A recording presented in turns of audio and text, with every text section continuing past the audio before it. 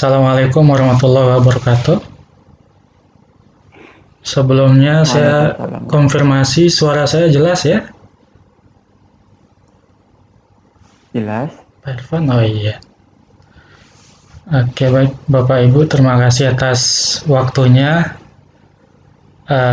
Banyak para suhu di sini ya, banyak para master, senior-senior saya, dan mudah-mudahan melalui kesempatan ini kita bisa saling berbagi yang semestinya senior saya, para suhu yang akan memberikan materi pada hari ini dan saya sebagai peserta, tapi karena diminta ya saya harus bertanggung jawab sebagai anak buah, kalau ditunjuk ya harus siap.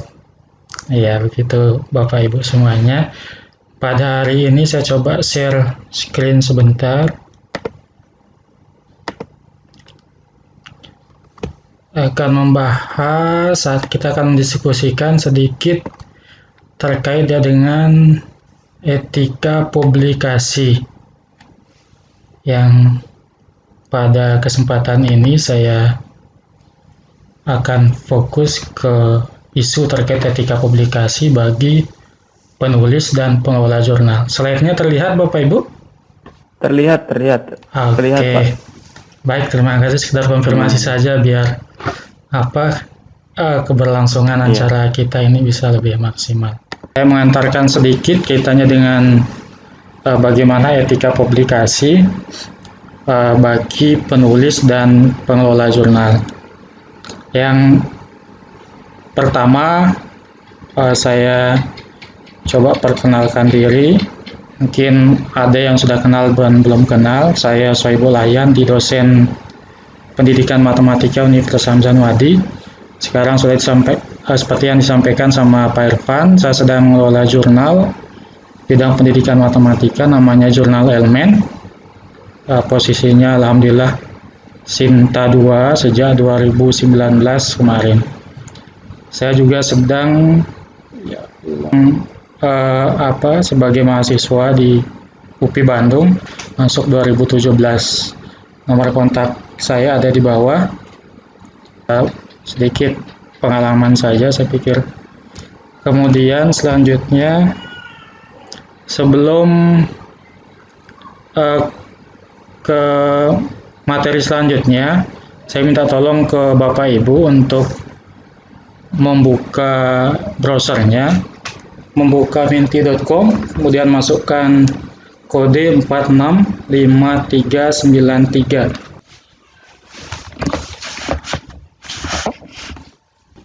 Banyak yang menyebutkan double submit, tidak plagiat, kejujuran, publish di satu tempat, tidak publish di dua tempat, data palsu. Ya ternyata Bapak Ibu kan sudah mengetahui bersama, ini seharusnya tidak perlu menyampaikan pengantar kaitannya dengan hari ini. Kita diskusi sepertinya langsung, tapi saya sedikit share aja apa yang saya pahami secara pribadi, dan mohon nanti masukan dari Bapak Ibu jika ada hal-hal yang saya sampaikan kurang tepat ya, begitu Bapak Ibu ya. Ternyata double submit yang masih sebagai juara. Baik Bapak Ibu, kita lanjut saja.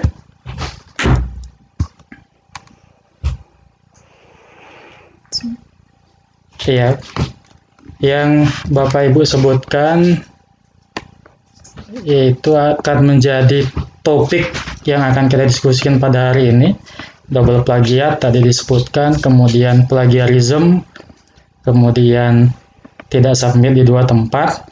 Ya, pada kesempatan ini saya akan sedikit berbagi tentang yang pertama bagaimana authorship, kepengarangan, kemudian conflict of interest, kemudian selanjutnya plagiarism, simultaneous submission, research fraud, salami publication, correction, dan seterusnya sampai di akhir nanti kita akan coba diskusikan sama-sama, dan mohon nanti masukan Bapak Ibu. Jika ada pengalaman yang berbeda dengan saya, silakan Bapak Ibu bisa sampaikan di diskusi. Berapa lembaga yang bisa kita rujuk?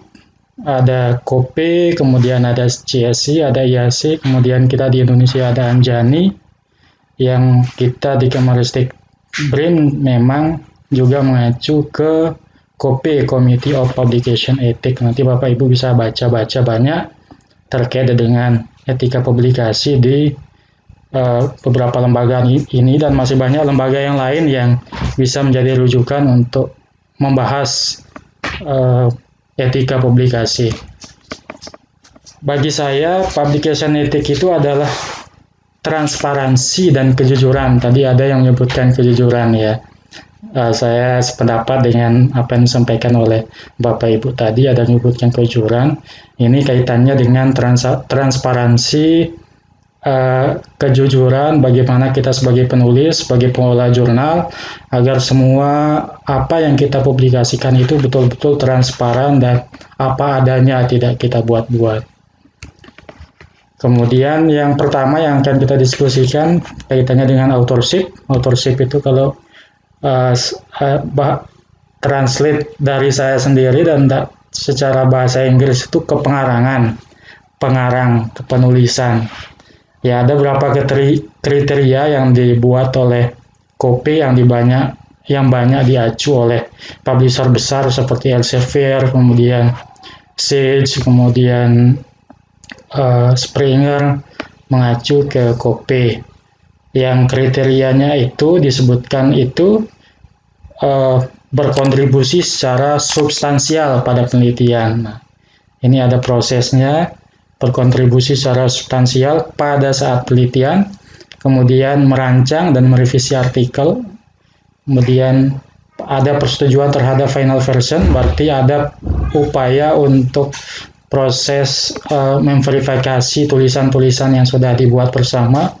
Kemudian ya ada kita sebagai penulis dan pengelola jurnal sering mendengar ghost author, kemudian guest author dan gift author. Nah ini yang perlu kita perhatikan dan sama-sama pertimbangkan Bapak Ibu semuanya, bahwa dalam menulis itu harus kita menulis terlibat secara betul terlibat di dalam suatu penelitian, betul terlibat dalam kepenulisan, sehingga istilah ghost author itu nggak muncul di diri kita. Ini ghost author ini orang yang kita berikan fee, orang yang menuliskan kita berikan fee kepada orang lain untuk menuliskan sebuah artikel yang memasukkan nama kita, atau mungkin banyak yang sekarang beredar di beberapa negara itu di grup-grup media sosial, silakan urut nomor 1, 2, 3 isi gitu. Padahal dia tidak terlibat dalam kepenulisan, tinggal bayar berapa gitu kesepakatannya. Ini yang ghost author.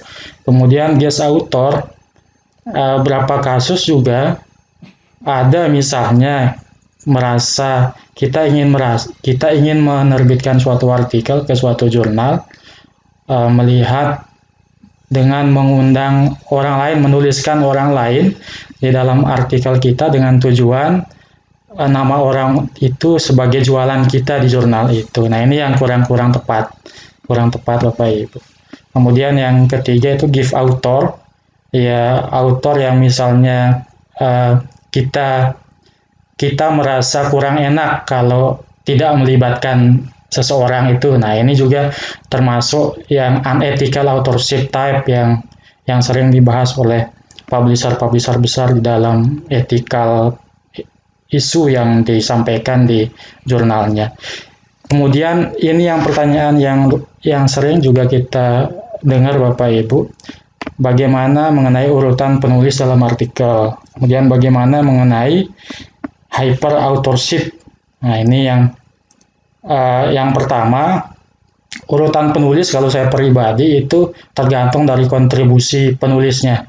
Semakin besar kontribusi penulis mulai dari penelitian sampai proses penulisan, maka dia berhak berada di urutan yang lebih awal. Namun posisi 1, 2, 3 itu tidak menunjukkan peringkat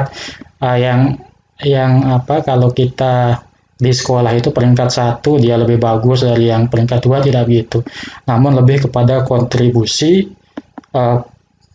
seseorang mulai dari proses penelitian sampai penulisan artikel.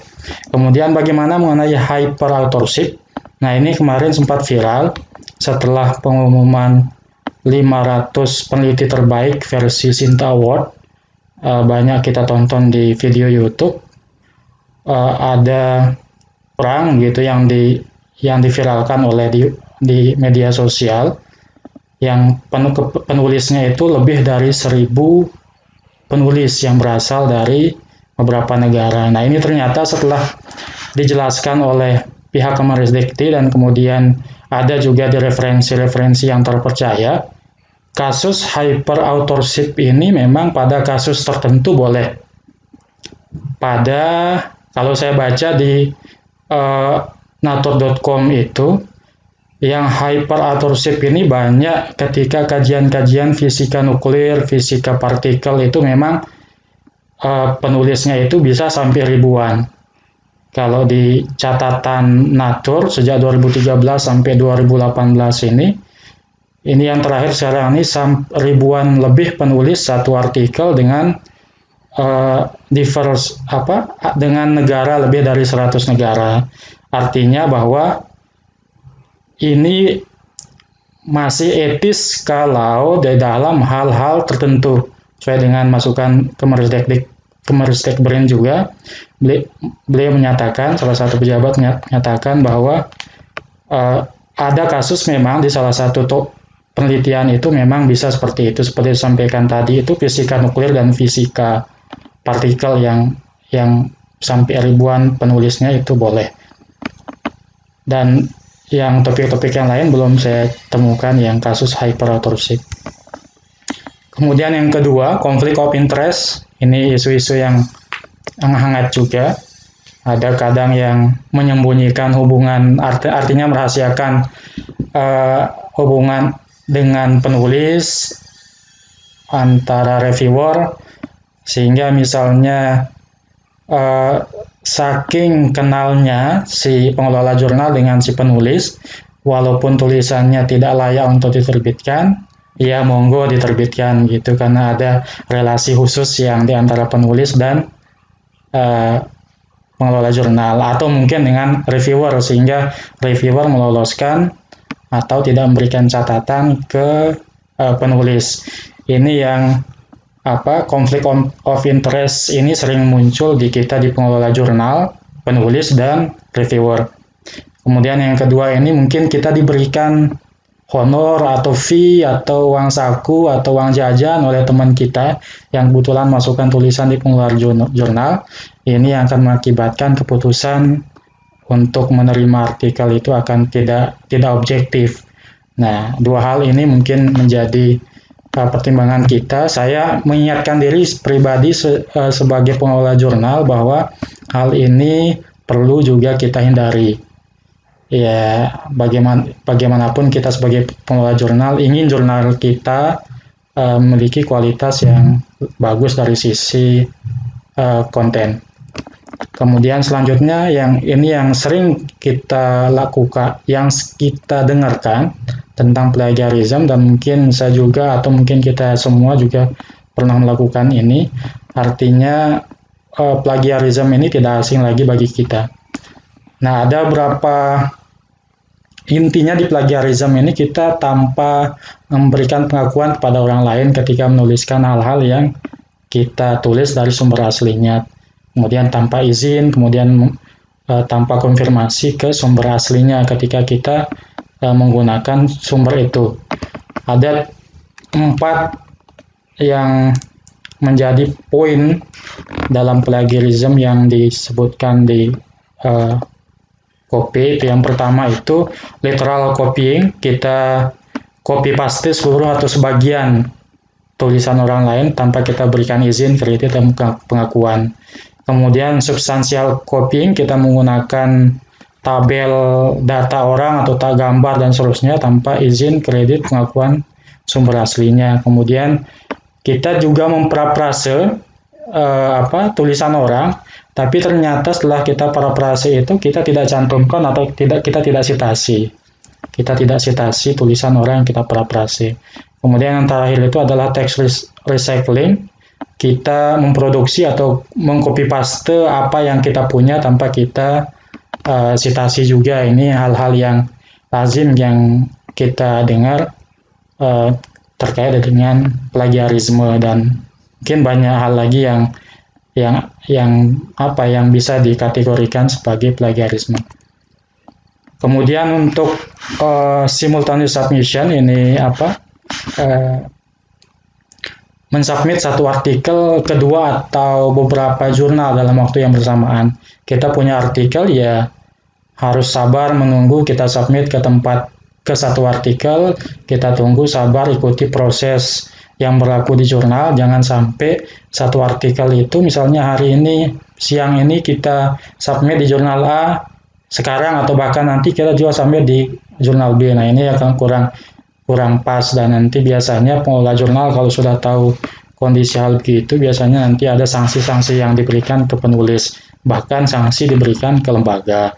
Sehingga kita coba hati-hati kalau kita kirim satu artikel satu jurnal dulu, nanti kita ikuti prosesnya. Kalau sudah dinyatakan ditolak, baru kita kirim ke jurnal yang lain. Kemudian duplicate publication, ini mensubmit artikel yang sudah terpublikasi. Ini juga banyak, apakah orangnya tahu atau sengaja, misalnya dia sudah publish di satu jurnal artikel A, namun artikel A itu lagi tahun depan disubmit ke jurnal B. Nah, ini yang kurang pas untuk kita. Kemudian yang selanjutnya itu adalah translation of paper published in other language. Membuat dua bahasa artikel kita buat dua bahasa. Artikel satu misalnya bahasa Indonesia, yang kedua bahasa Inggris, tapi kontennya sama, tinggal mentranslate saja. Nah, ini yang kurang pas juga Bapak Ibu. Ini kaitannya dengan ethical publication, sehingga ini walaupun di mesin similarity itu tidak tingkat similarity-nya kecil, walaupun kecil, tapi karena bahasa, tapi ini tidak bagus di dalam publikasi. Sebaiknya karena kontennya satu, maka kalau pilih bahasa Indonesia ya bahasa Indonesia, kalau pilih bahasa Inggris ya bahasa Inggris. Tidak harus ditranslate dan dikirim ke tempat lain. Kemudian research fraud, ini penipuan dalam penelitian, ini juga banyak. Ada yang fabrikasi itu membuat data membuat data, misalnya duduk di rumah tapi data hasil observasi misalnya didapatkan. Nah, ini yang membuat data lah tidak sesuai dengan apa yang dilakukan. Seharusnya kan kalau penelitian kita di lapangan, ya kita ke lapangan. Misalnya kalau penelitian kita memang studi literatur, ya kita baca literatur, tidak membuat data. Kemudian yang selanjutnya itu falsifikasi, manipulasi data, gambar dan proses penelitian misalnya. Misalnya ternyata yang kita inginkan itu misalnya data hasil penelitiannya itu baik, tapi datanya itu menunjukkan tidak baik, lalu kita ubah data agar hasil penelitiannya menjadi baik. Nah, ini masuk dalam kategori falsifikasi. Kemudian salami publication. Nah, ini salami publication ini sering kita dengar, tapi kalau kita ini tidak terlalu menjadi concern. Yang utama itu tadi yang sebutkan plagiasi, yang banyak yang kita diskusikan, bicarakan. Namun ini juga penting untuk ketahui salami publication. Ya, ketika kita studi, kita dapat data, namun data itu kita pecah, sehingga artikel yang kita hasilkan itu tidak utuh. Nah, ini yang disebut salami. Saya ilustrasikan begini. Ada satu lingkaran, ini saya anggap lingkaran yang full ini adalah satu artikel full yang ketika kita buat artikel dari hasil penelitian itu informasinya itu akan utuh. Nah, saya ambil contoh misalnya kalau kita berbicara, kan banyak berbicara gender, tapi biasa mungkin ada yang membagi artikelnya menjadi dua, subjeknya laki-laki, satu artikel subjeknya perempuan, itu misalnya begitu. Nah, itu yang akan tidak menjadi utuh satu informasi ketika kita melakukan salami publication atau bisa juga disebut sebagai salami slicing. Nah, ini lingkaran yang full ini, satu artikel yang utuh dengan informasi yang utuh, informasinya utuh, kemudian di slice, diiris-iris menjadi berapa partikel, misalnya ini 3/4, kemudian ini setengah-setengah, ini 1/4. Nah, informasinya tidak utuh, ini informasinya hanya 3/4 misalnya, kemudian ini informasinya setengah-setengah, sehingga itu juga perlu dipertimbangkan oleh kita sebagai penulis. Jangan kita upayakan informasi yang ingin kita sampaikan itu utuh di dalam satu artikel. Kemudian, ini yang kalau kita di pengelola jurnal, saya di Jurnal Elemen belum menemukan kasus seperti ini. Kita ada korigenda sama errata. Korigenda itu koreksi atas inisiatif penulis, misalnya di dalam suatu artikel itu penulis melakukan kesalahan misalnya, atau salah informasi yang ditulis di artikel, dan penulis yang menemukan informasi itu terlebih dahulu, maka wajib kita melakukan koreksi terhadap artikel itu pada edisi yang paling dekat setelah ditemukannya permasalahan yang di artikel aslinya. Ini kalau korigenda ini ditemukan oleh penulis, kemudian penulis itu akan menyampaikan ke editor. Nanti editor yang akan submit edisi revisi yang dibuat oleh penulis. Kalau errata ini koreksi atas inisiatif editor. Nah, ketika editor melihat langsung ada hal yang perlu dikoreksi dari suatu artikel yang sudah terbit, maka koreksi itu harus dilakukan oleh editor dan diterbitkan pada edisi yang paling dekat dengan setelah ditemukannya koreksian tersebut. Ini contoh kasusnya. Kalau korigenda, ada penelitian orang, saya ambil dari Elsevier. Ini yang di sebelah kiri adalah artikel asli. Setelah sekian, ini diterbitkan pada volume 105 September 2011. Kemudian beberapa waktu seterusnya, bahkan sampai tahunan, ini sampai 7 tahun, ini yang di sebelah kanan, volume 163 Januari 2018, ternyata penulis menemukan ada kesalahan di dalam artikelnya yang harus diperbaiki. Nah, ini misalnya salah satunya ini ada di gambar yang di paling bawah ini, koreksi dari artikel sebelumnya. Nah, ini kan sudah 7 tahun ini ditemukan konsep yang keliru di artikel aslinya, lalu dikoreksi oleh penulis. Nah, itu disampaikan pada volume yang 163 yang setelah ditemukan oleh penulis itu. Sehingga transparansi artinya kita tidak membiarkan kesalahan substansial pada pada konten artikel sebelumnya, itu harus dijelaskan di edisi corrigendum. Kemudian yang bagaimana dengan errata? Ini kasusnya saya search tadi pagi ini, ada salah satu penulis orang Indonesia. Ternyata kasusnya di sini ini adalah editor menemukan kesalahan penulisan nama. Ini kan kecil sekali ini. Kesalahan penulisan nama diperbaiki lalu diterbitkan pada edisi selanjutnya. Ini edisi volume 27 isu 2. Editor memantau kesalahannya itu pada volume 28 isu 5 September 2008 ya. Setahun depannya itu editor cek, ternyata nama penulisnya itu salah ketik. Si editornya salah ketik. Yang ini misalnya penulis ke-3 sama ke-4, namanya yang di artikel asli yang pertama itu Isamu Kubok. Tapi ternyata yang nama yang betul itu adalah Isamu Kuboki. Ya, kurang i saja kan? Nah, hanya kurang i saja. Sehingga kemudian yang penulis terakhir juga nama artikel yang aslinya yang terbitkan pertama itu Siumar Hendayana. Kebetulan ini dosen UPI juga, orang Indonesia. Siumar Hendayana, nama yang benarnya itu adalah Sumar Hendayana. Nah, ini dijelaskan di Eratum pada volume 28 isu 5 September 2008. Nah, nama saja diperbaiki begitu dengan diterbitkan pada edisi selanjutnya tidak langsung mengedit edisi yang sudah diterbitkan. Nah, ini yang perlu kita ketahui bersama, kita sebagai pengelola jurnal terutama, dan Bapak Ibu kita sebagai penulis, agar bisa ketika ada kesalahan-kesalahan yang bisa kita perbaiki, maka itu perlu kita ajukan ke pengelola jurnal.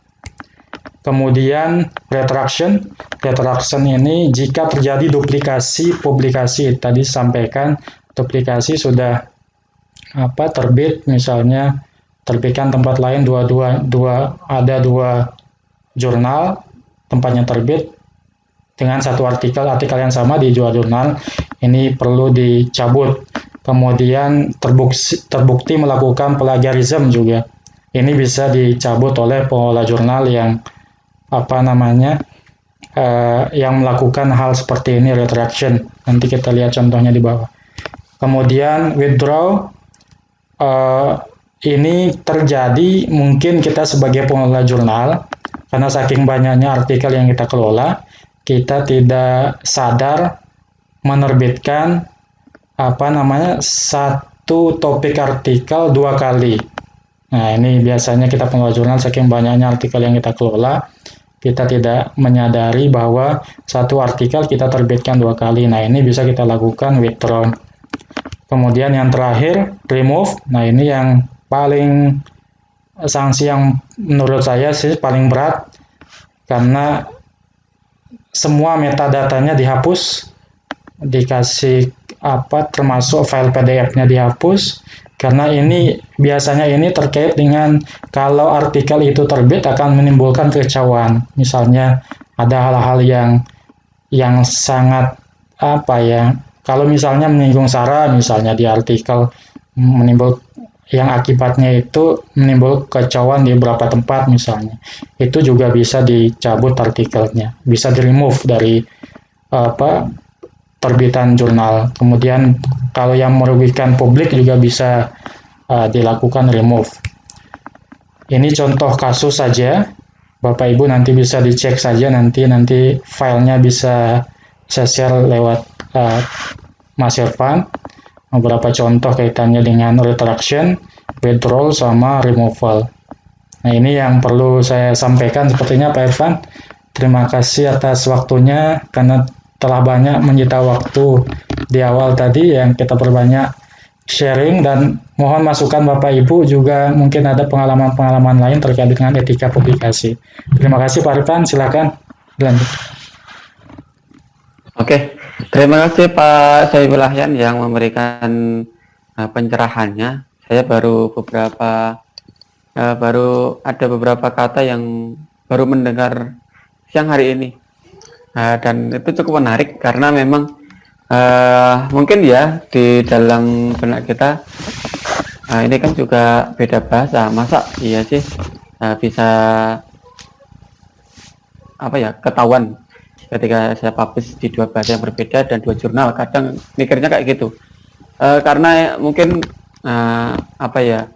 kebakaran jenggot karena teman kita yang sudah banyak publikasinya, sehingga kita bagaimana caranya memanipulasi agar satu artikel 2 jurnal yang bisa dipublish, seperti itu. Nah, ini mungkin banyak sekali teman-teman yang akan bertanya untuk masalah etika publikasi ini. Tetapi ini Pak Ahyan, saya mau bertanya sedikit tentang kayak ghost author tadi Pak. Iya. Ghost author, guest author, sama guest author. Satunya lagi guest author. Nah, ini masalah ghost author itu kan memang sudah banyak ya sebetulnya ya, lewat WA ataupun lewat Facebook, atau bahkan terang-terangan ini salah satu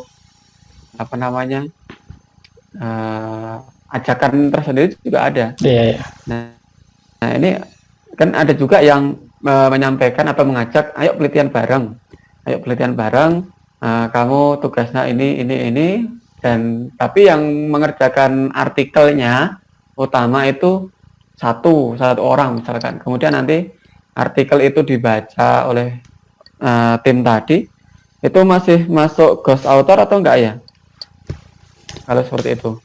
Iya, saya coba sedikit sepengetahuan saya Pak Irfan ya, nanti bisa ditambahkan Iya. sama Pak Irfan dan teman-teman yang lain. Yang pertama ada yang seperti disampaikan tadi di awal bahwa tergantung yang pertama kontribusi dari masing-masing orang. Ketika kontribusinya ada, mulai dari penelitian sampai penulisan itu layak sebagai penulis. Jika hanya misalnya, misalnya kita survei nih, kita suruh mahasiswa untuk nyebar angket ke sekolah atau kemana gitu. Nah, mahasiswa itu tidak serta-merta menjadi autor. Nah, cukup kita sampaikan di ucapan terima kasih di sana, walaupun terlibat, tapi keterlibatannya itu bukan substansi. Yang terlibatan dimasukkan di sini kontribusinya itu adalah lebih pada substansi. Kalau hanya sebar angket itu kan teknis pelaksanaan penelitian. Nah, ini yang salah satu poin ketika misalnya kita melakukan penelitian survei, salah satu contohnya meminta tolong kepada mahasiswa untuk menyebar angket, maka mahasiswa bukan berarti juga bisa sebagai autor, bukan, cukup disampaikan di ucapan terima kasih. Kemudian mengenai kelayakan kasus yang disampaikan tadi, misalnya melakukan penelitian, kemudian teman berbagi tugas, kemudian teman yang lain ada yang drafting dari awal, kemudian ada yang ngecek. Itu sepanjang pengetahuan saya, jika masukan dan aktivitas yang dilakukannya itu terkait dengan penelitian dan tulisan yang dibuat atau yang ditulis bersama, itu tidak masalah dia sebagai autor. Tidak masalah sebagai autor, karena mereka terlibat langsung dalam proses penelitian dan penulisan artikel. Penulisan artikel itu kan tidak bisa ditulis sekali kan. Misalnya ada yang drafting, kemudian ada yang bagian analisis datanya misalnya, kemudian ada yang bagian memperbaiki hal-hal yang substansi yang tidak dilihat oleh orang lain misalnya, itu bisa saja sebagai penulis, namun perlu disepakati juga tugas-tugas dari masing-masing itu, karena di beberapa jurnal internasional itu juga fungsi dari masing-masing autor itu perlu ada kejelasan. Autor A tugasnya sebagai apa, autor B tugasnya sebagai apa, misalnya begitu. Semakin besar kontribusinya di dalam penelitian dan di penulisan artikel, maka orang tersebut layak dijadikan sebagai autor. Kemudian kalau hal-hal yang bersifat teknis itu kita sampaikan saja di ucapan terima kasih, di acknowledgement, di referensi biasa sebelum di artikel biasa sebelum referensi disampaikan ucapan terima kasih kepada yang membantu proses penelitian. Ya, memang banyak kasus yang kita temukan tidak hanya di Indonesia kaitannya dengan ghost author. Di beberapa negara, di grup-grup WA yang beredar, grup media sosial yang lain juga mengajak bahwa tulisan sudah ada ini. Ayo siapa mau gabung menjadi penulis pertama, penulis kedua dengan bayaran sekian. Nah, itu yang masuk kriteria ghost author. Kemudian bahkan sekarang semakin canggihnya dunia digital, ada di luar negeri, saya coba baca beberapa waktu yang lalu itu, ada aplikasi yang dibuat oleh mahasiswa itu untuk mengenerate artikel. Nah, ini yang kita sebagai pengelola jurnal harus wanti-wanti seperti itu. Ketika kita masukkan kata kunci di aplikasi yang dibuat oleh seorang tersebut, artikel langsung jadi. Dari judul sampai daftar isi selesai, termasuk nama kita dan nama-nama teman. Yaitu ada aplikasi generate artikel yang sudah dikembangkan oleh orang luar, yang kebetulan dunia kita pendidikan tidak sama dengan apa yang di aplikasi yang dibuat, dia lebih kepada sains murni, sehingga saya coba baca dan saya pernah coba masukkan nama, begitu ternyata benar, dicek tingkat similarity-nya juga kecil gitu. Itulah kecanggihan informasi sekarang, ya juga kita harus hati-hati sebagai pengelola jurnal, dan kita sebagai penulis juga seperti sampaikan di awal itu kita harus jujur.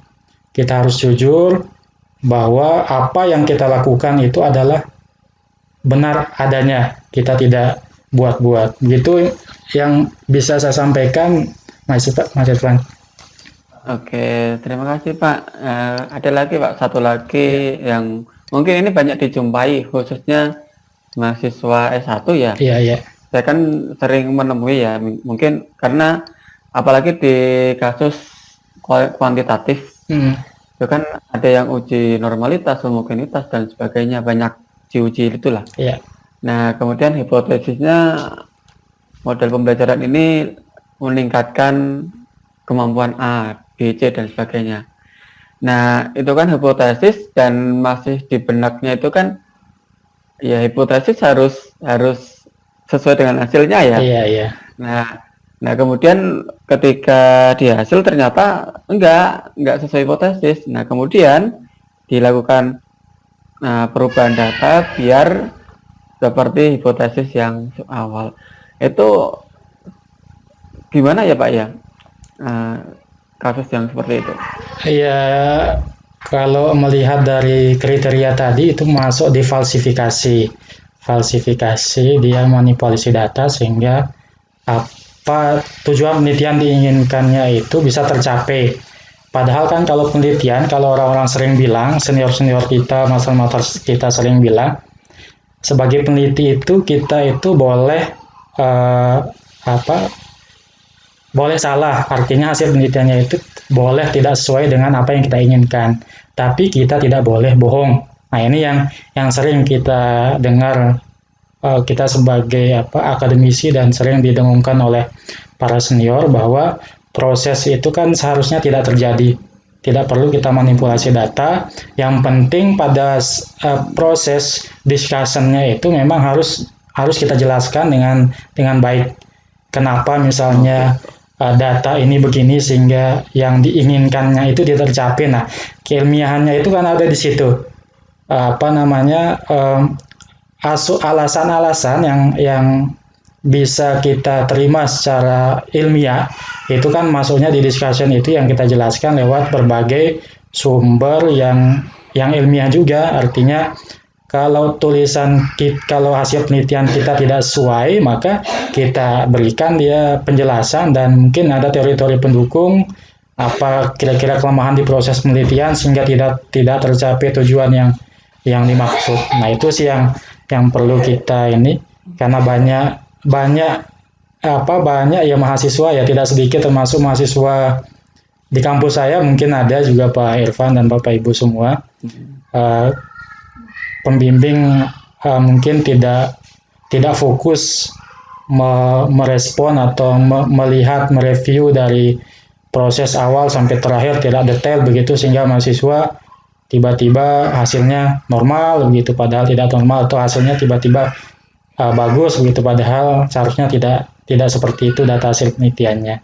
Dan itu yang menjadi tantangan kita sebagai sebagai dosen, sebagai penulis, kalau kita sebagai penulis, untuk tidak melakukan hal-hal yang tidak etis. Ini memang hal-hal ini kan tidak terlihat di mata orang kalau kita tidak jujur, seperti yang sampaikan tadi itu, kejujuran. Di dalam etika publikasi ini kita kedepankan kejujuran diri sendiri, karena orang lain kemungkinan besar tidak tahu proses apa yang kita lakukan.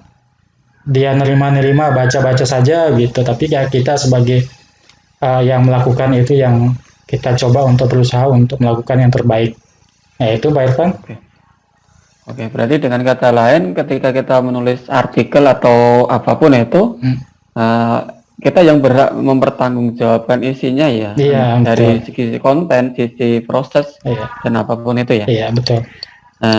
Nah, yang terakhir Pak Ahyan sebelum ke teman-teman itu tentang slicing tadi. Saya tertarik. Saya kan disertasi ini sudah publish ke beberapa jurnal maupun proceeding ya. Itu kan disertasi itu kan satu topik, satu lingkaran utuh. Nah, kemudian saya pecah-pecah tuh menjadi beberapa artikel. Nah, itu berarti saya termasuk melanggar etika publikasi berarti ya? Ya, saya belum melihat apa disertasinya Pak Irfan sama artikelnya sehingga saya nggak bisa Gitu. komentar lebih banyak. Yang jelas, kalau slicing itu ketika satu artikel kita buat eh, utuh, informasinya utuh, itu dia ada satu artikel, cukup hanya satu artikel.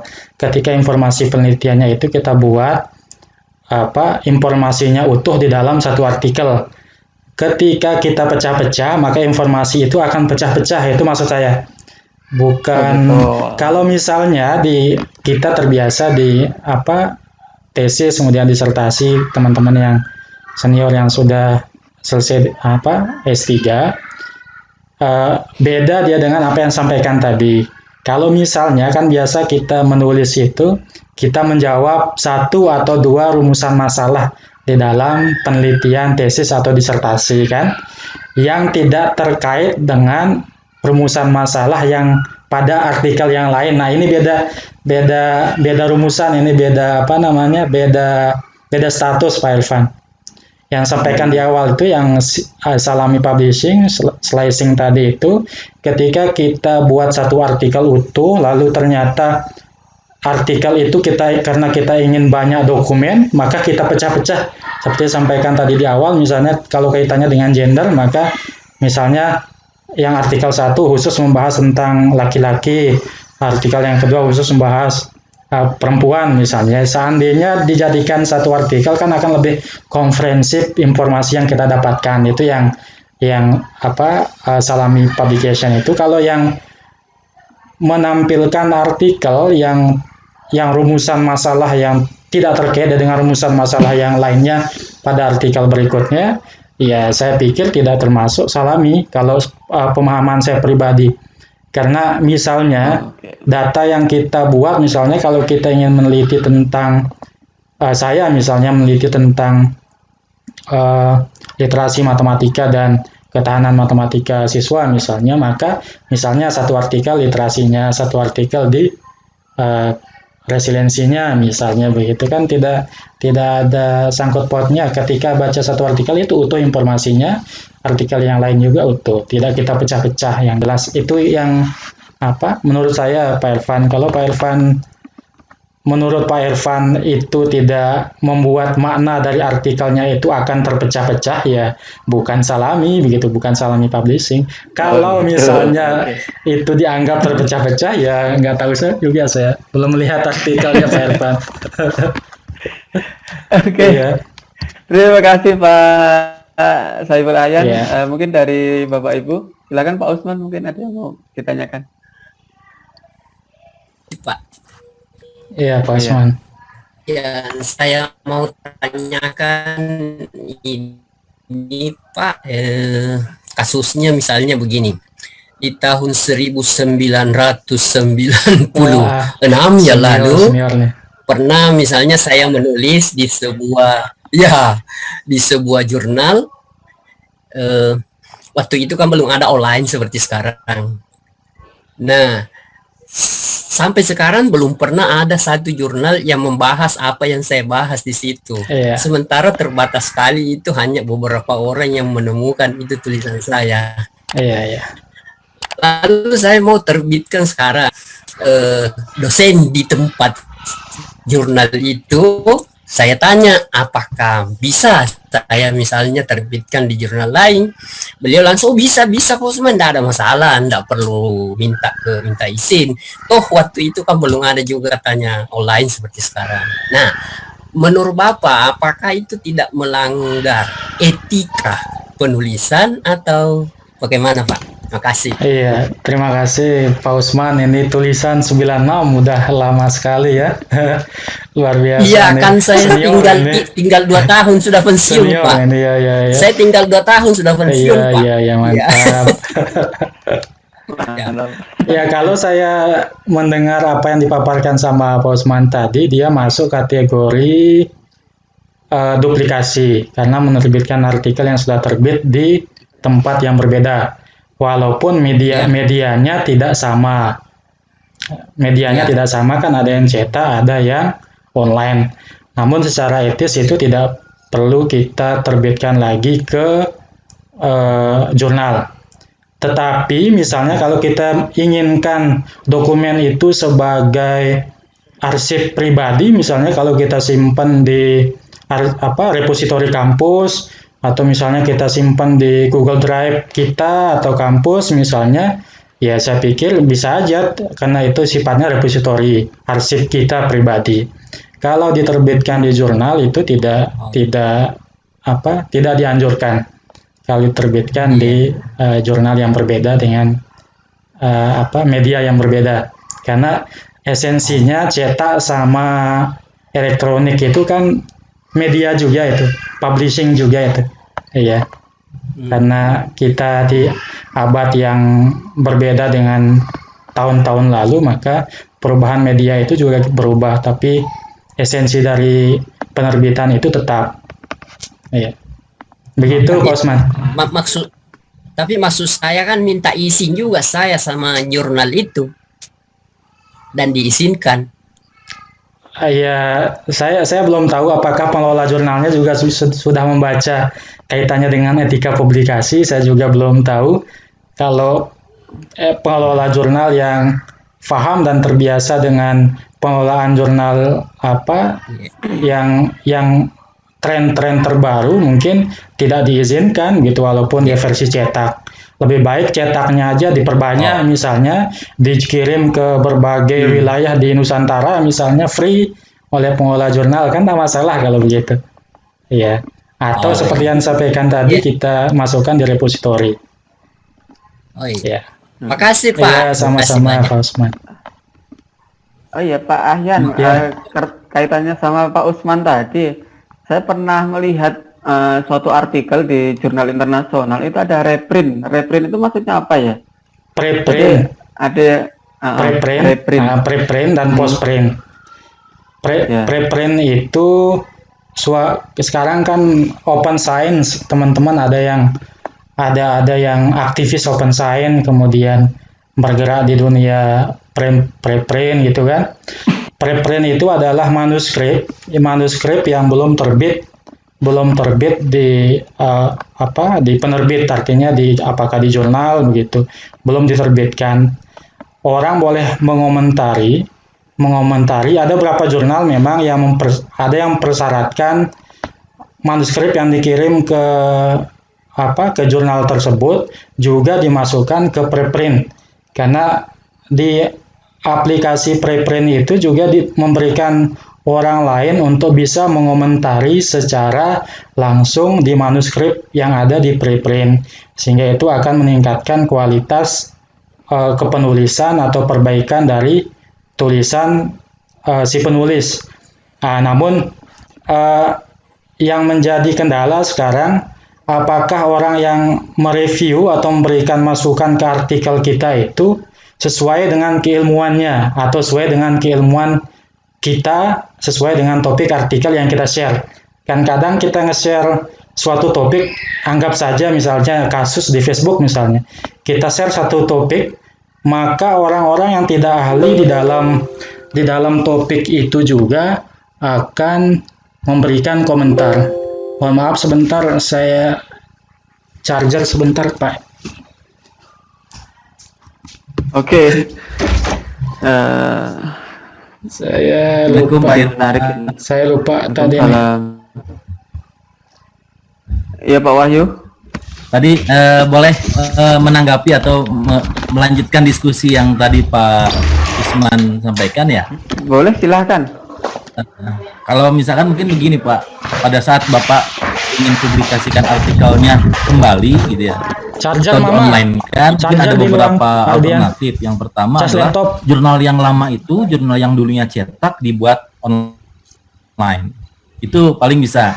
Karena kalau misalkan kita tarikan atau pindahkan artikel kita ke jurnal yang lain, sepertinya tidak akan bisa. Kenapa? Karena nanti di Google itu di crawl-nya atau di indeksnya nggak akan jelas. Contoh begini Pak, kita suka menulis di tesis atau di artikel kita itu mengutip buku, dan kita tahu buku itu tidak online gitu. Buku itu adalah buku cetak, dan kita tahu kalau kita searching di Google Scholar, buku itu tuh terdata gitu. Padahal si bukunya itu tidak pernah didaftarkan secara online gitu. Nah, Saya khawatir apabila nanti Bapak sebenarnya mungkin sudah ada Pak yang mengutip Bapak itu dari buku cetak, dari jurnal cetaknya gitu. Nah, nanti akan ada irisan atau ketidakcocokan antara yang dipublikasikan, loh, ini publikasinya tahun 96. Kok ini muncul lagi tahun 2021 atau 2020? Nah, itu yang kalau mengambil kebijakan di bidang perjurnalan pasti akan memberikan punishment gitu nanti ke salah satu jurnal. Mungkin itu Pak Usman. Ada kadang seperti disampaikan tadi itu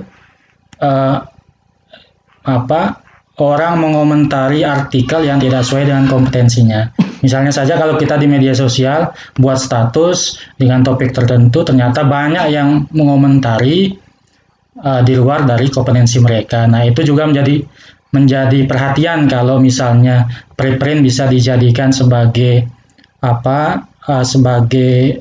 kalau misalnya, tapi sampai saat ini belum jadi satu-satunya syarat di beberapa jurnal, hanya salah satu media untuk membuka diri agar orang lain bisa berkomentar. Tapi yang penting, yang jelas seperti disampaikan tadi itu, kelemahannya itu adalah kita tidak tahu apakah orang yang memberikan review terhadap tulisan kita itu sesuai dengan keilmuannya, kompetensinya yang terkait dengan artikel. Itu preprint itu yang belum terbit, yang bisa dimasukkan ke situ. Kalau yang versi yang sudah diterbitkan oleh suatu jurnal, maka tidak boleh lagi kita masukkan data kita itu di preprint.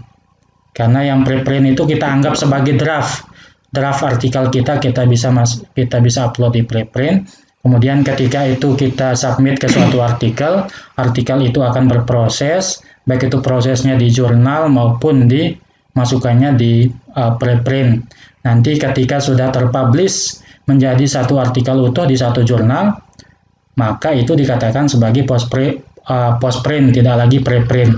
Kalau preprint tadi kan masih manuskrip yang belum siap publish, yang bisa dikomentari oleh siapa saja. Namun artikel yang sudah terpublish pun bisa dikomentari dan bisa dilakukan perbaikan-perbaikan seperti tadi, misalnya kalau koreksinya ada yang salah salah konten misalnya, bisa diperbaiki. Nah, ini kita di media terbuka sekarang semua bisa memberikan masukan, semua bisa memberikan komentar terhadap apa yang kita buat. Nah, sehingga kita perlu hati-hati nih. Kalau kita menulis asal-asalan ya kita siap-siap aja terima banyak masukan, banyak cacian misalnya kalau ada yang mencaci kita kalau kita menulis asal-asalan, sehingga itu perlu menjadi pertimbangan kita sebagai penulis. Itu sih Pak Irfan kitanya dengan preprint. Ada lagi ini tadi Bu Fitri kayaknya yang mau tanya ya.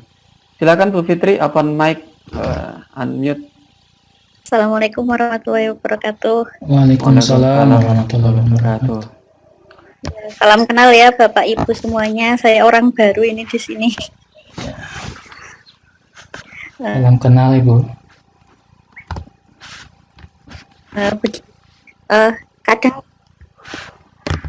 Kadang kan saya punya artikel gitu kan, kemudian artikelnya itu sederhana sekali, artinya hanya terbatas pada misalnya model pembelajaran kooperatif gitu kan.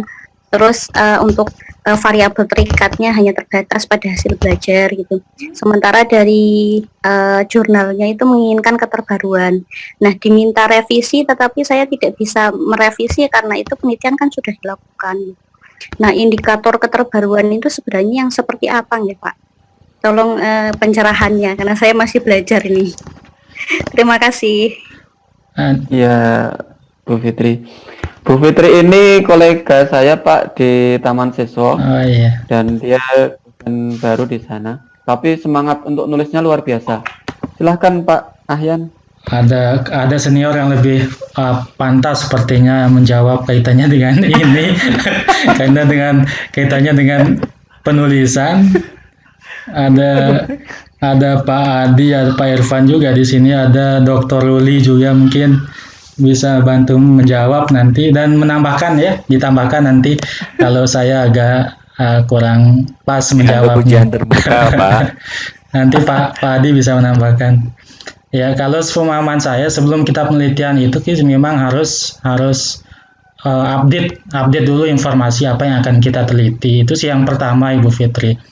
Jangan sampai kita melakukan penelitian yang berulang. Pengulangan penelitian seperti sampaikan tadi itu kalau penulisannya kita recycle artikel. Nah, sekarang penelitiannya itu upayakan jangan yang recycle research. Artinya penelitian itu saja yang seharusnya ada peningkatan, pengembangan dari keterbaruan apa yang pada suatu topik misalnya. Yang pertama sih menurut saya kita perlu banyak-banyak mencari literatur, mencari referensi yang terkait dengan topik apa yang akan kita teliti sebelum kita melakukan penelitian ya. Sebelum kita melakukan penelitian, bukan sebelum menulis ya, tapi sebelum kita melakukan penelitian maka kita harus rajin-rajin baca literatur yang up to date. Banyak sudah aplikasi yang menyiapkan secara free, misalnya kalau COVID-19 sekarang ini banyak publisher yang memberikan kita akses gratis terhadap informasi-informasi yang kemungkinan bisa kita gunakan. Nah, itu yang pertama, banyak ngecek informasi tren penelitian yang sekarang itu seperti apa sehingga kita tidak terbawa kepada recycling tadi, proses pengulangan penelitian yang tidak ada nilai kebaruan. Kemudian yang kedua, kalau kondisinya kasusnya memang sudah penelitian seperti ini, tadi kan saya memberikan masukan itu, usahakan sebelum penelitian itu kita sudah update informasi, kira-kira topik apa yang kira-kira yang dianggap baru oleh orang-orang. Kalau kita di pendidikan matematika, kita di keilmuan pendidikan matematika itu misalnya topik apa kira-kira yang menjadi tren yang sekarang. Kalau misalnya kalau kasusnya sudah seperti Ibu Fitri seperti ini ya, karena itu hak prerogatif dari pengelola jurnal. Pengelola jurnal itu juga butuh artikel yang berkualitas, artikel yang layak diterbitkan di jurnalnya. Maka ketika disuruh revisi, disuruh tambah ini, ya Ibu tidak bisa manipulasi data. Yang intinya yang pertama begitu kan, kalau saya mendengar informasinya, Ibu tidak bisa manipulasi data, kemudian memasukkan revisi kembali ke jurnal itu. Nah, mungkin ada jurnal lain yang bisa menerbitkan artikel Ibu yang standarnya seperti tadi. Kalau standar artikel yang Ibu tuju mungkin standarnya lebih tinggi tapi bisa menuju ke jurnal lain yang standarnya lebih rendah.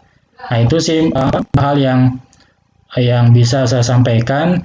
Yang pertama itu memang harus sebelum kita penelitian itu kita sudah cek informasi, cek literatur yang kira-kira belum usang topiknya, itu yang akan kita teliti. Kemudian ketika kondisinya sudah masuk ke jurnal begitu ya jangan sampai manipulasi data, itu aja. Mungkin ada masukan dari Dr. Irfan, Dr. Adi sama Dr. Luli, mungkin ini ada dua, mungkin ada tambahan. Silakan Pak Adi atau Pak Ruli atau Pak Wahyu. Oh ya, Dr. Wahyu.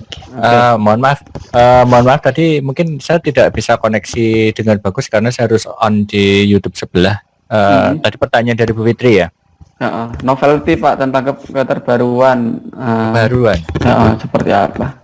Kebaruan itu bisa kita cari. Mungkin kita sudah mungkin terakhir kita pernah diskusi ya Pak Irfan ya terkait dengan novelty, kebaruan. Apakah itu novelty kita bisa menentukan novelty kita sendiri ataukah kita harus mengikuti kebaruan yang sudah ada. Seperti saat ini kebaruannya kan terkait dengan COVID, maka novelty atau kebaruan terkait dengan riset rata-rata akan berbondong-bondong kepada kebaruan di bidang COVID. Tetapi yang perlu diingat, mengikuti tren atau kebaruan novelty itu boleh-boleh saja sih. Cuma jangan sampai kehilangan ruh riset secara umum, riset kita mau ke arah mana. Itu menjadi penting karena jangan sampai riset kita menjadi dalam tanda kutip loncat habis ke riset yang pertama, pindah kedua, ketiga, keempat, tetapi 1, 2, 3, 4 itu tidak ada korelasinya apapun. Nah, untuk itu yang pertama. Yang kedua terkait dengan novelty, kita bisa mencari penelitian-penelitian yang sudah ada misalkan penelitian pertama terkait dengan A, penelitian kedua terkait B, penelitian pertama terkait A dengan B, penelitian kedua terkait dengan B dengan C, penelitian ketiga terkait dengan D. Nah, dari 3 penelitian itu kita bisa mencari celahnya, kira-kira celahnya ada di mana. Nah, celah kecil itulah yang biasanya bisa kita buat untuk melakukan sebuah riset. Apakah riset itu nantinya walaupun itu risetnya adalah dalam skala kecil, bentuknya celah kecil itu, tetapi kalau riset itu kita gali lebih dalam, detail secara mendalam, itu akan lebih baik daripada kita melakukan sebuah riset yang risetnya itu terlalu luas tapi dangkal. Nah, yang ketiga sebenarnya terkait dengan kebaharuan. Kita bisa juga kebaharuan itu dari sisi metodologi penelitian yang digunakan. Misalkan selama ini penelitian yang digunakan itu hanya terkait dengan eksperimentasi atau dengan kualitatif. Nah, kita menggunakan metode penelitian yang lain, itu sudah termasuk dalam kategori novelty. Saya kira itu mungkin Pak Irfan yang bisa menambahkan atau Pak Wahyu Hidayat. Oke. Ini saling melempar ya. Oke, terima kasih.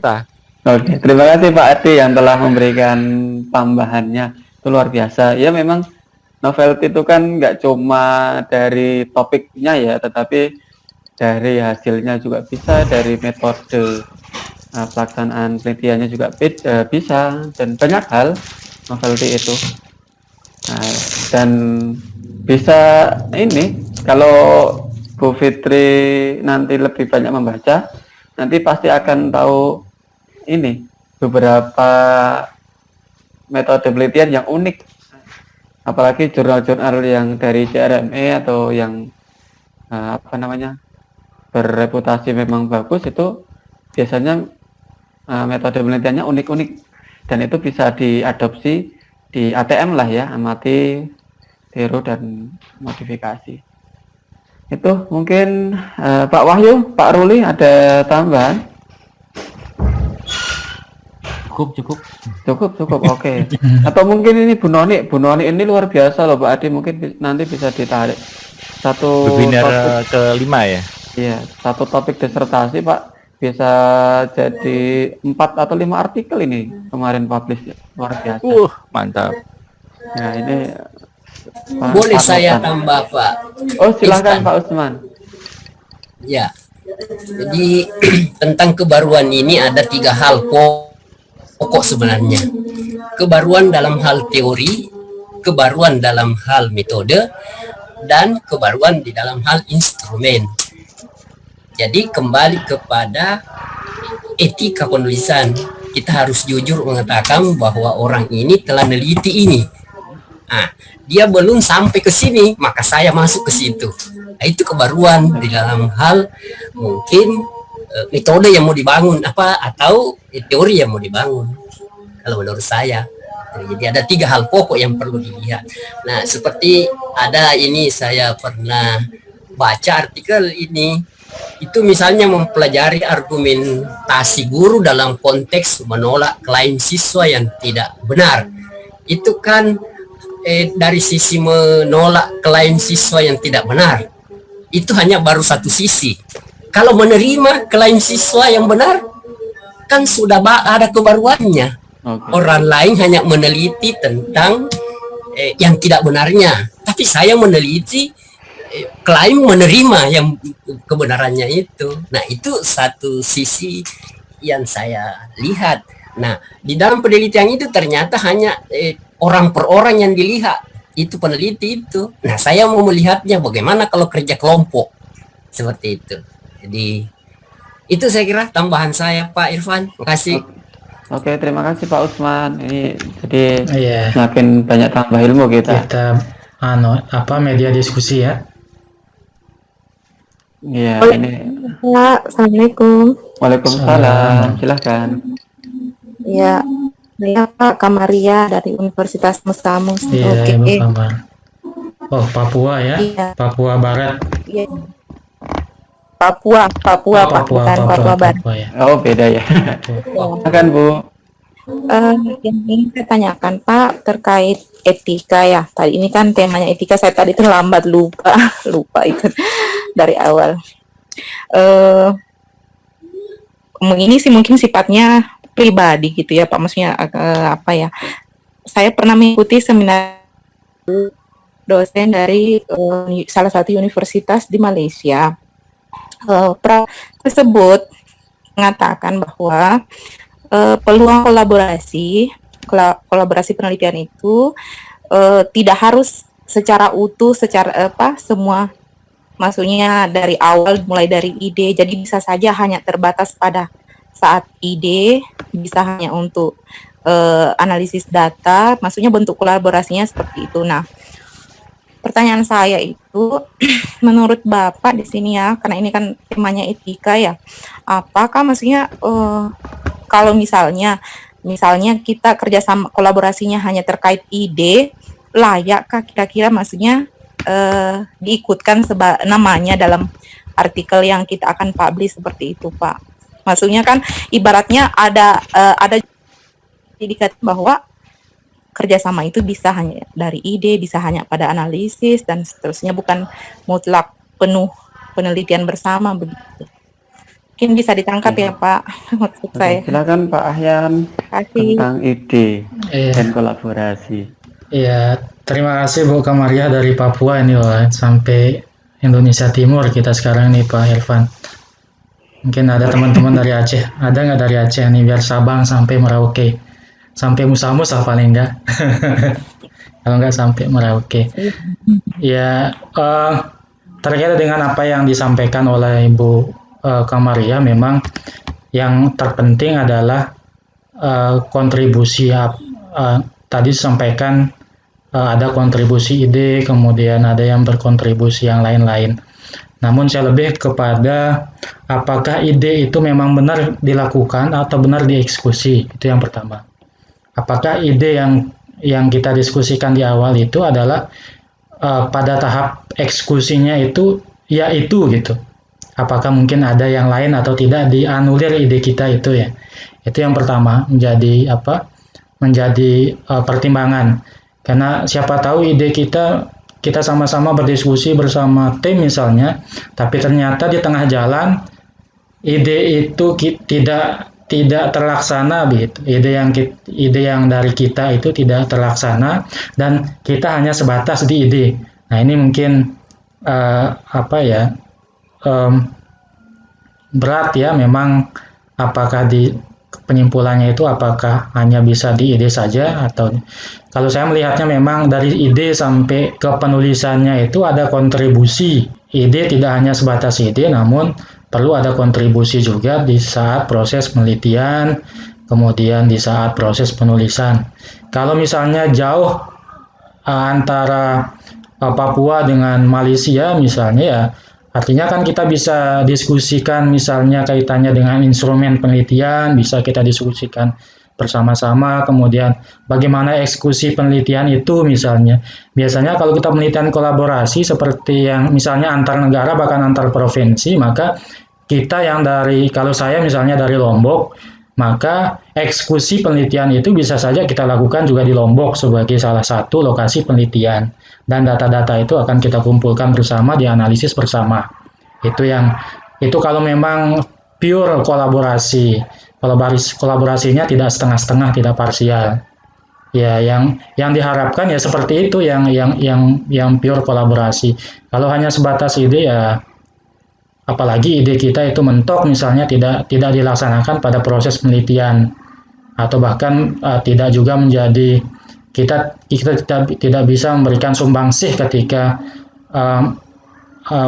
melakukan proses penelitian dan proses penelitian. Nah ini ya, kalau saya pribadi sih mungkin ada tanggapan, masukan, pandangan yang lain-lain nanti, itu tidak kuat hanya sekedar di situ, belum kuat dijadikan sebagai apakah autor misalnya, belum kuat. Nah itu akan lebih kuat ketika pada tahap eksekusi, kemudian pada tahap eksekusi penelitian dan eksekusi di penulisannya itu juga tetap kita kolaborasi, tidak hanya di awal tapi menghilang begitu. Nah, yang saya sampaikan yang pertama, karena kolaborasi itu harus memang betul-betul bisa terjalin dengan baik, dengan maksimal. Kalaupun nanti misalnya kolaborasinya ada yang punya bagian tugas masing-masing, ya tergantung dari kesepakatan masing-masing, tergantung dari kesepakatan tim. Misalnya di Malaysia, tim Malaysia menyiapkan kaitannya dengan bagaimana analisis atau uji coba instrumen misalnya. Kemudian nanti instrumen yang sudah oke itu dilakukan di Musamus misalnya. Itu kan bisa saja terjadi, itu kolaborasi yang bagus. Kalau sudah pada tahap bisa seperti itu. Kalau hanya hanya ide menyumbangkan ide dan belum tentu ide itu dilaksanakan, itu belum kuat untuk bisa kita mengklaim diri kita sebagai bisa masuk di dalam anggota penulis di dalam suatu artikel. Itu sementara Ibu Kamalia, mudah-mudahan ada yang menambahkan juga nanti. Iya, terima kasih Pak. Mungkin ada yang mau menambahkan? Pak Ruli tadi ngecek, silakan menambahkan Pak Ruli. Silakan Dr. Ruli. Ini bagus Pak. Suhunya suhu ini. Suhunya suhu, ahlinya ahli. Masternya master ini. Udah bagus tadi pesan dari Pak Saiful Ahyan. Udah ini. Intinya sih kembali ke niat masing-masing aja, Bu. Niat kolaborasinya seperti apa? Kan tiap orang kan punya niat tersendiri. Ya idealnya seperti kata Pak Ibu tadi, semuanya terlibat gitu. Itu mungkin Pak Ibu. Terima kasih Pak Ruli. Mungkin ada lagi yang mau berbagi atau bertanya, silakan Bapak Ibu semuanya. Assalamualaikum Pak Ibu. Waalaikumsalam senior. Saya ingin Oke, Pak Wahyu. Salam kenal, perasaan kenal ini. Enggak, ini ingin. Itu juga asli kan? Asli ini. Asli Ini ya konsisten, background di belakang ya. Mantap, mantap. Kalau hari Rabu siang beda backgroundnya. Oh gitu. Pak Ibu, ini diskusi tadi ya kaitan dengan apa yang disebut dengan guest author atau gift author. Nah, terkadang saya suka dihubungi sama teman-teman pengelola jurnal gitu ya. Karena ada mahasiswa kita ya, ini sebutlah si Fulan gitu. Yang tidak bilang mau publikasi gitu karena pengen ngejar-ngejar sidang gitu. Kadang-kadang ada juga yang kayak gitu ya. Iya. Nah, tiba-tiba ada juga si orangnya di sini yang nge-WA sayanya. Oh iya. Awas. Jangan pakai inisial, biasanya cepat ketebak kalau pakai inisial tuh. Pokoknya kan kalau manggil saya kan pasti jelas ya Kang Wahyu ya.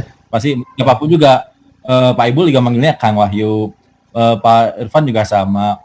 Nah kadang Kang itu artikel si ini belum balik revisinya loh. Saya bingung loh. Nah kalau kayak gitu masuknya kategori apa tuh Pak Ibu? Tapi terus terang saya sendiri nggak tahu. Tapi untung bahasanya gini, Kang itu revisinya belum balik gitu. Artikel revisiannya belum balik. Ya berarti alhamdulillah lah, berarti nggak mempermalukan. Nah khawatir kalau ada yang Kang itu kok eksperimennya ini banget, cuma lihat korelasi regresi dan lain sebagainya kan. Ya kadang-kadang kan suka gitu mahasiswa. Atau kita juga kadang-kadang suka memaksakan juga ke mahasiswa, jangan-jangan.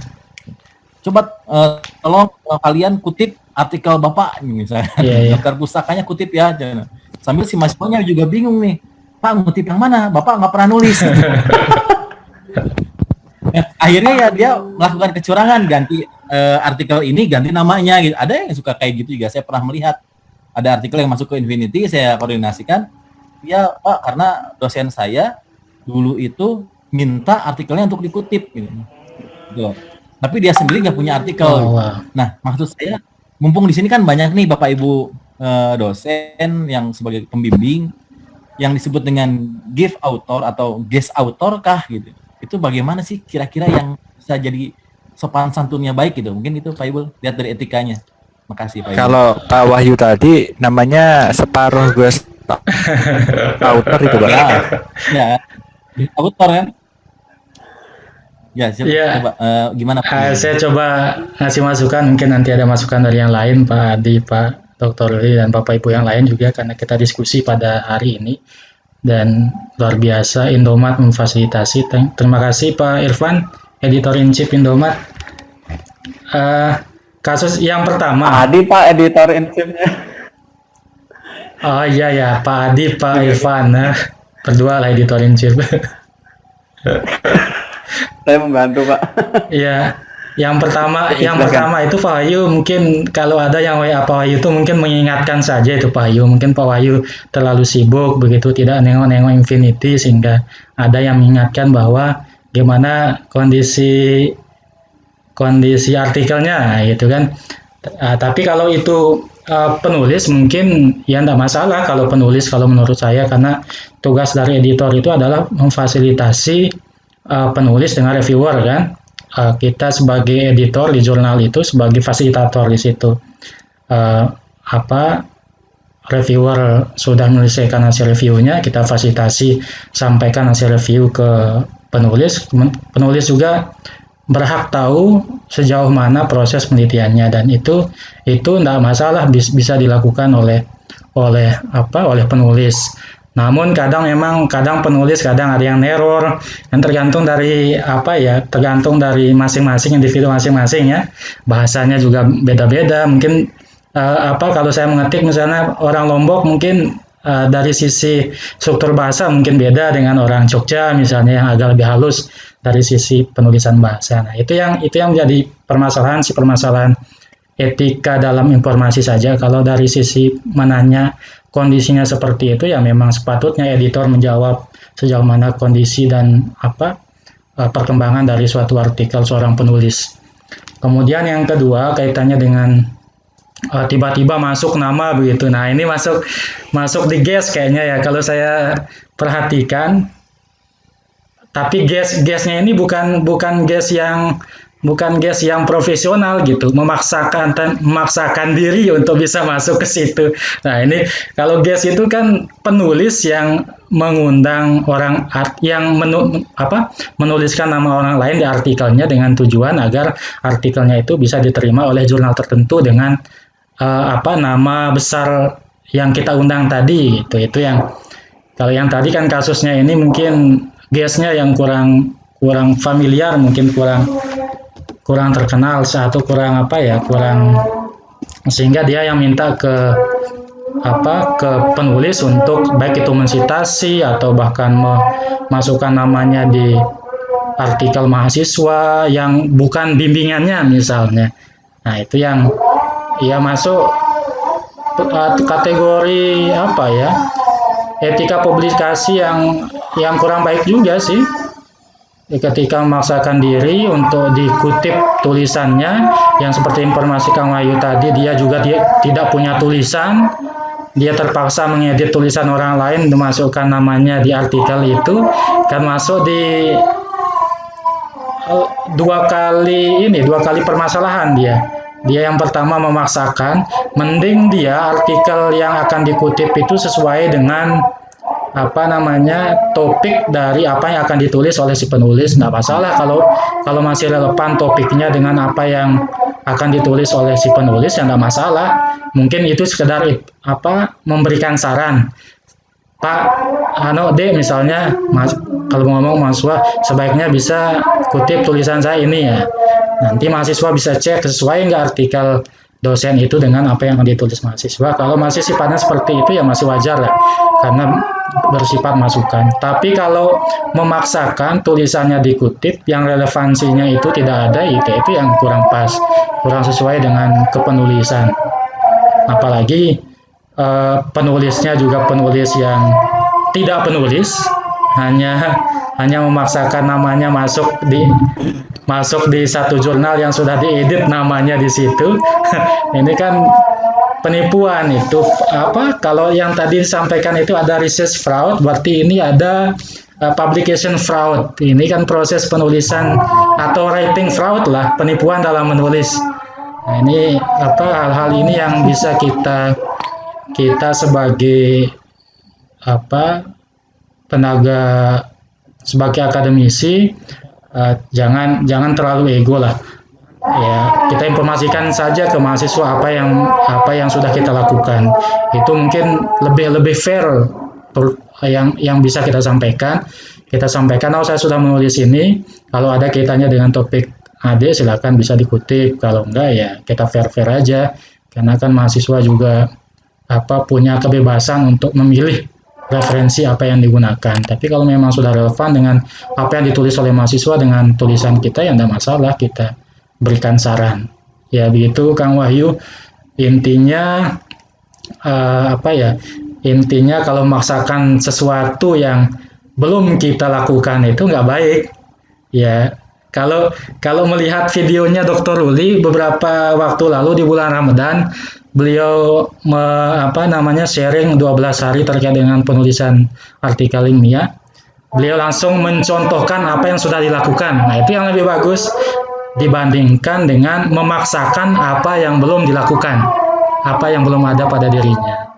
Nah, tidak etis lah dari sisi akademis, dari sisi kita sebagai orang yang beriman juga nggak bagus kan memaksakan kehendak pada orang lain yang tidak sesuai dengan apa yang mereka butuhkan. Itu Pak Irfan, Kang Wahyu. Oke, Pak Ibu, makasih Bang. Cuma sering ada gini loh, ini sharing aja ya. Ya. Kadang-kadang kalau di bulan jurnal gitu ya, kadang-kadang udah pas giliran accepted, pas melihat ada statement gitu, kok muncul nama lain gitu, beda dengan di metadata, beda dengan di full paper yang terakhir direvisi. Iya. Nah itu mungkin saya suka minta benar-benar konflik of interest-nya jelas, jadi jangan sampai di tengah jalan bertambah nih kayak angkot gitu, nambah penumpang. Kalau saya kan di jurnal ilmiah sharing lagi kaitannya dengan pengolahan jurnal. Kalau saya di jurnal ilmiah yang tahapan pertama itu yang saya lakukan itu adalah ada surat pernyataan dari penulis kan, tidak plagiasi dan seterusnya. Kemudian ada nama penulis di situ. Ada nama penulis dan ditantangani oleh semua penulis dari artikel itu. Nah, saya biasanya cross checknya ke situ. Ketika ada penambahan, nah bisa ditanyakan balik ke penulis ini kenapa bisa ada penambahan seperti ini. Padahal pada surat pernyataan sebelumnya itu yang sudah ditangani bahkan ada materi 6.000 seperti ini. Nah, itu mungkin konfirmasi ke penulis. Tidak salah kita konfirmasi ke penulis untuk mengetahui kenapa bisa berubah dari sisi misalnya penulis atau mungkin yang lain-lain. Itu sih kalau saya ada surat pernyataan di depan. Kalau surat copyright transfer agreement-nya ada, sudah ACC nggak ada masalah. Nah cuma masalahnya kita juga tidak bisa memaksakan gitu sebagai editor, karena memang ini keinginan dari semua penulis gitu. Dan semua penulis itu tidak berkeberatan gitu untuk menambahkan orang lain ataupun mengurangi. Sehingga ya kita yang jadi dilema sih editornya. Iya. Loh, ya udahlah silakan orang tulisan-tulisan dia gitu. Nah, cuma kan jadi kebiasaan itu yang kalau saya jadi terbiasa sih, jadi akhirnya jadi terbiasa. Iya. Karena saya udah accepted. Mungkin siapa tahu patut kan. Mudah-mudahan nanti IMES bisa mengedukasi hal-hal seperti itu, Kang Wahyu, Pak Ruli, lewat IMES paling tidak teman-teman di pendidikan matematika bisa tercerahkan bagaimana agar tidak melakukan hal-hal yang tidak baik seperti itu. Nah, ini Pak Ruli suhunya di bagian publikasi di IMES mungkin bisa sewaktu-waktu mungkin fasilitasi memberikan pencerahan yang khusus membahas tentang itu kan gitu. Kalau yang video-video yang sudah beredar kan membahas tentang penulisan, belum bahas detail membahas tentang etika publikasi terkait dengan numpang-numpang nama seperti itu. Nah, melalui kesempatan ini juga kita kan pengelola jurnal sekaligus penulis sebetulnya ini. Nah, mulai dari diri sendiri lah. Kemudian kalau ada teman-teman yang lain yang melakukan itu ya kalau bisa kita ingatkan, kalau tidak bisa ya kita doakan begitu kan. Nah, itu yang bisa kita lakukan ya cuma seperti itu. Kita sudah ingatkan, kalau tidak bisa ya kita doakan biar bisa berubah. Iya, itu sih. Semoga sedikit. Iya. Silakan Pak Ruli. Ini mungkin kayak selevelnya Infinity, punya beta gitu mungkin ya yang sudah punya. Kalau saya sih saya anjing aja Pak Inggrisnya gitu karena tidak terjadi di GM. Jadi ketika sudah dinyatakan diterima dengan revisi yang sangat nama-nama itu ada tempat tidak jelas. halo Putus baru deh. Halo. bentar Pak. Oh gini nggak Pak soalnya Pak? Jelas. Oke gini aja lah mungkin ya. Dari headset dulu.